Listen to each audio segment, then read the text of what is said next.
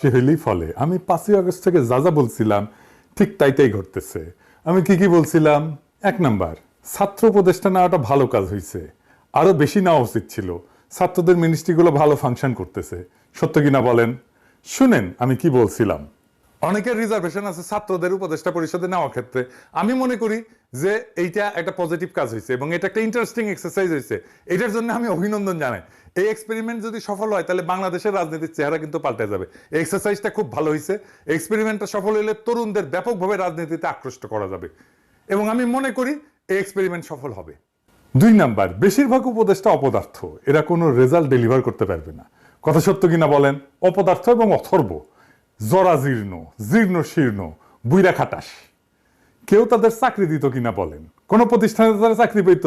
বুড়াগুলার hyper tension, diabetes, কেউ দেখেন adult diaper পরে পেশাব ধরে রাখতে পারে না, প্রোস্টেটের প্রবলেম। মহিলাদের কথা আর কইলাম না। যাই হোক, 3 নাম্বার, অস্বচ্ছ প্রক্রিয়া, ব্যক্তিগত পছন্দ অপছন্দের উপর ভিত্তি কইরা উপদেষ্টা পরিষদ গঠিত হয়েছে এবং যে সমস্ত নিয়োগগুলো হইতেছে সেগুলো তাই। আমি আর কইলাম না, নাম ধইরা তিক্ততা তৈরি করতেছি না, আর অনেক তিক্ততা তৈরি করছি, আর করব না। 4 নাম্বার, সুপ্প একটা সমস্যা, এটা না সরাইলে ঝামেলা হবে। ছাত্ররা কলে বুঝছে পরে। ওয়াকার একটা ঝামেলা, সে বিকল্প ক্ষমতা কেন্দ্র তৈরি করতেছে। আপনি তো দেখছেন সামিও এটা নিয়ে লিখছে। আগে কলে আমি যখন কইছিলাম তখন সামি আমার উল্টা লিখছিল, দেখেছেন? 6 নাম্বার, আমি বলছিলাম এই সরকার জনপ্রিয়তা হারাইবে, হারাইছে, হারাইতেছে। 7 নাম্বার, আমি বলছিলাম ছাত্ররা জনপ্রিয়তা হারাইবে, হইছে। 8 নাম্বার, আমি বলছিলাম আওয়ামী লীগ ফিরে আসার চেষ্টা করবে, নানা জায়গায় ঝামেলা করবে, করছে। এর কারণ কি? কারণ হইতেছে বিপ্লব ওই প্রথম দিনেই বেহাত হয়ে গেছে। বিড়াল মারতে হয় প্রথম রাতেই। আর এই বেহাত করার 2 কারিগর হইতেছে ওয়াকার আর আসিফ নজরুল। ওয়াকার তো বিপ্লবের স্টেক হোল্ডার না, কিন্তু আসিফ নজরুল নিজের হাতে পুরো জিনিসটা ধ্বংস করে দিছে, মনের মাধুরী মিশায় ধ্বংস করেছে আর কি। আমি আজ বলতেছি, মিলাই নেন, আজ থেকে 20 বছর পরে আসিফ নজরুল এই বিপ্লবের ভিলেন হিসাবে পরিচিতি পাবে। আজকে সেজন্য সিল মারলাম না, আপনারা মাইরা নিয়েন 20 বছর পরে। সিলটা সেদিনই মাইরেন। আসিফ নজরুল পুরা বিজয়টাকে বাঙ্গু এলিটদের হাতে তুলে দিছে, তার প্রিয় প্রথম আলো, ডেইলি স্টার এই গ্রুপের কাছে। তাই বশিরেরা উপদেষ্টা হয়, যারে daily star business person of the year পুরস্কার দেয়। ফারুকি, যারে নিয়ে প্রথম আলো কয়েকদিন আগে একটা বিশাল স্টোরি ফান্দে উপদেষ্টা হওয়ার আগে, এটা দেখানোর জন্য যে সে এই কালচারাল এরিয়া কন্ট্রোল করে। এখানে কালচারাল এরিয়ায় যারা শেঠ তারা সব তার ভাই বেড়াদার, এবং ভাই বেড়াদার বলে একটা গ্রুপ আছে, সেটা ফারুকির গ্রুপের, ওই সোবিয়াল গ্রুপের লোকজন যারা ফারুকির সাথে কাজ করেছিল, বুঝছাও? ফারুকিরা নিয়ে যখন চারিদিকে হাউকাউ লেগে গেছে, তখন ফারুকিরা অভিনন্দন জানায় কে কি কইতেছে তাই নিয়ে প্রথম আলো নিউজ করেছে, দেখেছাও? এত করবি তো, তোর নয়া পাল গজাইছে, আয়নায় তো দেখবই। কিন্তু ফারুকির নিয়োগ নিয়া জনমানুষের মনে যে বিক্ষোভ, তার নিউজ দেখেছেন? প্রথম আলো, ডেইলি স্টার, কোথাও দেখেন নাই। এইভাবে আপনার কণ্ঠস্বরকে সে নাই কইরা দেয়, চাইপা ধরে, বুঝছাও? এটাই হইতেছে প্রথম আলো, এটাই হইতেছে ডেইলি স্টার। তারিখটা দেখান ডেইলি এডিটর সাহেব। এবার দেখেছেন তো, বুঝেছেন তো যে ফারুকির এইটা, বশিরের এটা প্রথম আলো ডেইলি স্টার গ্রুপের একটা concerted effort, very meticulous plan, বুঝছাও? তারপরে কি হয়েছে? আরো একটা কাম হয়েছে। কামটা কি? গোলাম মুর্তজা ওয়াশিংটন আর আকবর হোসেন লন্ডনে স্পেস মিনিস্টার পদে যাইতেছে, নিয়োগ পাইছে 2 ডেইলি স্টার। এখন আমার ক্ষুদ্র ভাতার ভগিনীরা কইবে যে দাদার মাথাটা গেছে, সব জায়গায় খালি ডেইলি স্টার দেখেন। গোলাম মুর্তজা না হয় ডেইলি স্টার বুঝলাম, আকবর কেমনে ডেইলি স্টার? ওই তো বিবিসি, তাই না? আমার ক্ষুদ্র ভাতা এবং ভগিনীরা, ওরা যে এই পুকুরে সাঁতার কাটে না, আমি সেই পুকুরে সিল। এই যে দেখেন, বিবিসিতে যাওয়ার আগে ওই ডেইলি স্টারে ছিল আকবর, বুঝছাও?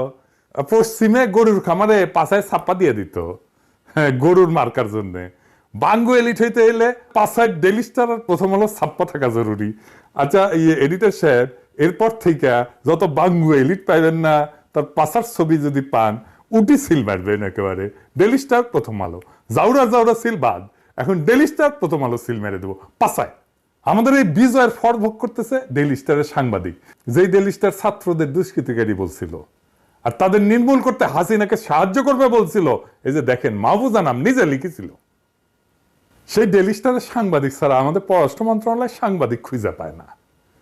তবে অবশ্য সুপারিশ করেছিল নাহিদ, হাঙ্গেরির প্রিয় নাহিদ ছাত্রনেতা।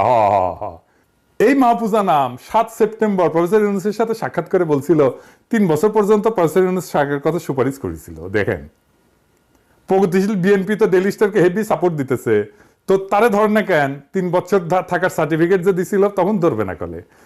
তখন ওদের সমস্ত পৌরুষ পতায়া যাবে প্রগতিশীল বিএনপি। প্রগতিশীল তো ওদের সবসময় কলিকাতা হারবাল লাগে আর কি, বুঝছাও। এবার আসেন আসিফ নজরুল প্রসঙ্গে আর একটা বিষয় আসি।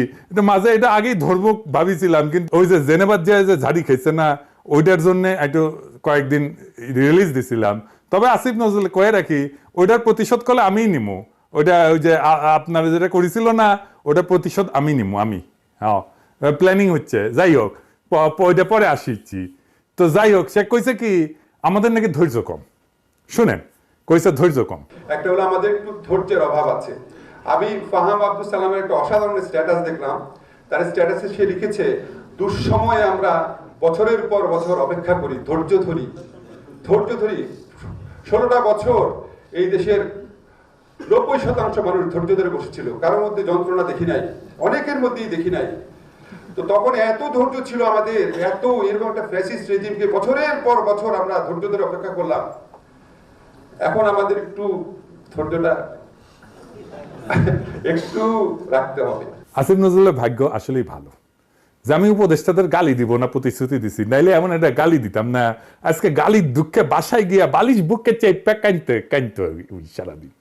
আচ্ছা বলেন তো, সে কইল ধৈর্য কম। আমরা কোন জিনিস চাইয়া অধৈর্য হয়েছি কন্ত? এই উপদেষ্টারা গালি খাইছে কি জন্যে বলেন তো? আমি কয়ে দিই, আসেন দেখি গালি খাই কি জন্যে। গালি খায় আহতদের চিকিৎসা না করা নিয়ে। আজ আহত ছাত্রদের উপর দিয়া গাড়ি চালাই দিছে স্বাস্থ্য উপদেষ্টা। শোনেন, আমার বানানো কথা না, শোনেন আহত ছাত্রের কাছেই, শোনেন উঠি ছিল, শোনেন ওর কাছেই। উনি রুগী দেখতে আসছেন, ওনার কথা ছিল এখানে যারা বৈষম্যদের ছাত্র আন্দোলনের রোগী ছিল তাদেরকে প্রত্যেকে দেখবেন, দেখে তাদের চিকিৎসা যদি আরেকটু উন্নত ভালো হয় তাহলে তাকে বাইরে পাঠানোর কথা বলা হবে। আর যাদেরকে এখানে ট্রিটমেন্ট করানো যায় তাদের এখানে একটু ভালোভাবে ডাক্তার করে